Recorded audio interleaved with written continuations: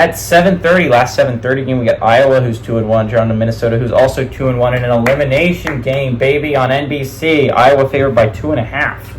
Cade McNamara has gone 53 of 83, thrown for 526 yards, 3 touchdowns, 2 interceptions. Caleb Johnson's had 61 carries for 479 yards and 6 touchdowns, and Jacob Gills had 12 catches for 137 yards and a touchdown. Max Brosmer for the Golden Gophers has gone 53 of 77, thrown for 627 yards, 3 touchdowns, and 1 interception. Darius Taylor's had 25 carries for 188 yards and 3 touchdowns, and Daniel Jackson's had 12 catches for 156 yards. Minnesota's 63 and 52 all-time against Iowa. Last game did go to Minnesota in 2023, but Iowa has won 8 of the last 9, and Minnesota has not won at home since 2014. Iowa's and Minnesota's are an interesting situation. I think a lot of Minnesota fans did not expect a lot to start the year. I think some Big Ten teams expect to be competing for a Big Ten championship. I think some thought they were dark horses, and then I think a little bit of teams didn't expect a lot out of their football teams, and some were pleasantly surprised. Like Indiana and Michigan State fans, I assumed the expectations were bottom level for those football teams.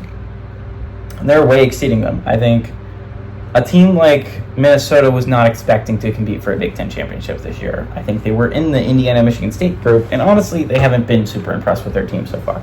They could be 3-0. I think if this is a 3-0 Minnesota team, we're talking about them a little bit in the same vein as in Indiana and Michigan State, because they could have beaten UNC week 1. And honestly, if you don't miss that go-ahead field goal, you go up, you win the game. I think we're viewing Minnesota a little bit differently, I'll say it. Same with Iowa, by the way. I think if Iowa had escaped the Cy-Hawk game with a 3-0 record, this would still be a top 25 football team.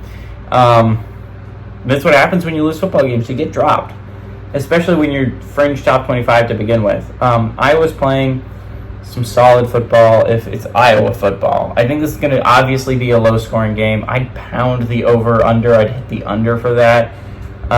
This doesn't seem like it's going to be a super high-scoring football game. It never is between Iowa and Minnesota. But I think it's going to be a solid football game. It always is between Iowa and Minnesota. Kind of like Iowa to win this one, though. I think Iowa gets a good bounce-back win. I think they've owned Minnesota in recent years. I think they want revenge for last year, because if you do not remember, Iowa lost a heartbreaker to Minnesota last year at home. I think this would be a great opportunity to get that win, get over that heartbreaking loss. And I think Iowa eliminates Minnesota, and Minnesota becomes, I think, the second Big Ten team to get eliminated from me making videos about them every week.